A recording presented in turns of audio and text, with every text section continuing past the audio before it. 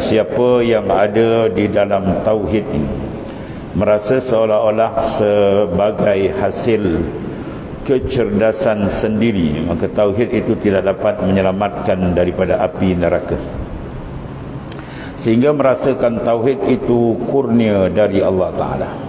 Keimanan yang ada pada kita, keislaman yang ada pada kita, kurnia Tuhan. Barang siapa yang merasakan dari dia, dengan pandai dia, ilmu dia, hebat dia, ibadat dia, maka dia akan terjerumus dalam kemaksiatan dan neraka Allah Ta'ala. Sebab apa? Kerana bila insan dalam memerhatikan benda ini tersilap, iaitu dia merasakan dirinya yang berilmu, dirinya yang beramal, dirinya yang hebat, maka akan datang penyakit yang maklum. Itulah takabur, riya, ujub, sum'ah yang merosakkan.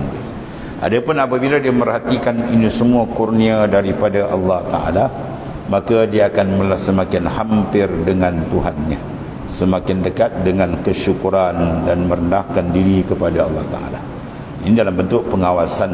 Allah Ta'ala sebut dalam ayat ini, memberikan satu pengajaran yang besar, kesedaran yang penting kepada kita, iaitulah memerhatikan kurniaan besar daripada Allah Ta'ala.